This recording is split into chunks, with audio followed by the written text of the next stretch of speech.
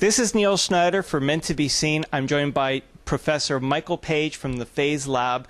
I actually have something very interesting to show to you today. Now, Michael is one of the partners in iGO3D, or Interactive Games Ontario 3D, which is this government-funded research initiative.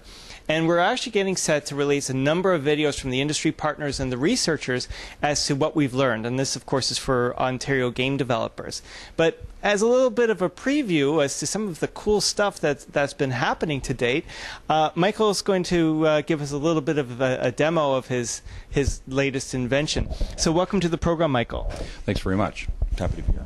Now, Michael, why don't we just start with something very basic? If you could elaborate as to what a holography is, so our viewers will grasp what's at stake here. Sure. Well, hologram simply means whole message, and so it's a thing that contains, unlike a photographic image, which contains density and color information, holograms contain density, color information, and phase information, which allows us to look at them as autostereoscopic images. It means that there's no headgear, there's no glasses. We look at the thing, and in many cases, these objects look like real-world objects, and they're in fact holographic replicas, if you will. Excellent. Now, the other big thing separate from holography are haptics. Can you explain what haptics are? Sure. Well, haptic communication is the simple business of communicating non-verbally. So when you touch your iPhone in certain ways, you're communicating to it haptically. Haptic technology in computer language is a thing that is essentially a joystick that pays back. So through servo motors and optical encoders, we have the sense that we're touching that object on the computer screen. It begins with software. We use H3D, where we can go in and describe objects as being movable, rigid objects, or deformable objects, or like the floor, the thing is rigid and immovable. And but we actually describe those objects in three-dimensional space as well. So it's an actual physical construct.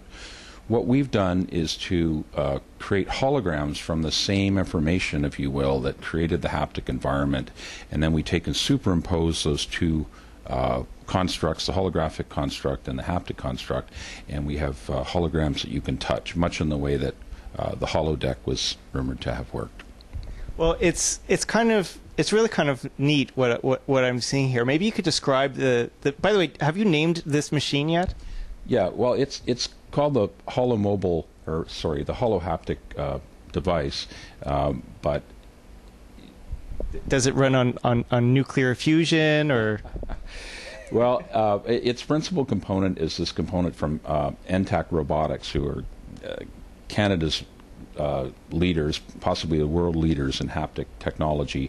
And so this device, which costs many thousands of dollars, is part of a prototype that we hope will become much more popular and be produced in large numbers. The device will very likely be described as a co-visual autostereoscopic workstation, and so the fact that there's a hologram present won't matter to the user. Well, maybe you could describe what it does. Okay, so we've got a number of applications apart from gaming. We're having a lot of fun here playing holographic drum set, which when we hit the drums, they play different sounds and so on. We've got a number of medical simulations that we're working on. The one that perhaps best describes the application, medical application, is the spinal tap. So if you've ever seen a spinal tap, or you've know someone who's gotten one, you know it's a very, very critical procedure. Our workstation will allow us to zoom in, if you will, and make that procedure less critical for the first-time user, and allow them to the workstation will talk back to them and say, no, the incision or the injection is too deep or too shallow. The haptic device allows us to feel initially the puncturing of the epidural layer, and then the soft tissue, and then, oops, I hit a bone.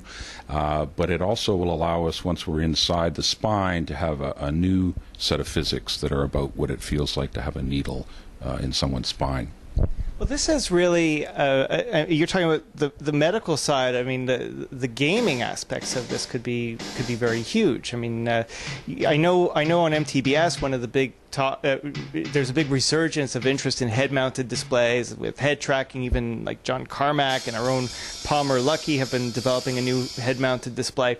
But what I see here is a mix of the virtual world and the real world. Obviously, it's early stage, but do you see a future in that? Certainly. I think touch is a very big sensation. So any part of any virtual gaming, whether it's online or with your computer, I think in the future will have that element of touch. Right now we have game controllers that vibrate and feedback haptically in this way. I think that it's a matter of time before this technology becomes affordable, because there's enough interest in it to make millions and millions of units. And so what I'm gathering, so what happens here, I take it, is you've got this hologram of a drum set, because we could walk around this drum set, see it from all different angles, and then you've got the drumstick, I gather, is digital? Video. It's a 3D graphic. And so as I move the drumstick out in three-dimensional space, it becomes larger. It's almost exaggerated. And then as I push deep into the haptic space, the drumstick becomes quite a bit smaller. But otherwise, later we will have head tracking using a Connect device, which will create the video parallax that allows the video to compare to the holographic parallax. And those two things should sit absolutely inside of each other. Well, I think the ramifications of this could be very huge, very exciting. And I would add, and I don't want to spoil all the fun, but you've actually got some innovations in the mobile 3D gaming space as well. But we won't spoil that. So if you haven't been following iGO3D or iGO3D.ca, please check back, because we are going to gradually be releasing research results and some new findings and pretty exciting stuff. And thanks so much. This is I know this is just the tip of the iceberg. Thanks for joining us, Michael. Thanks for having me. Excellent. You've been watching MTBS-TV. I'm Neil Schneider.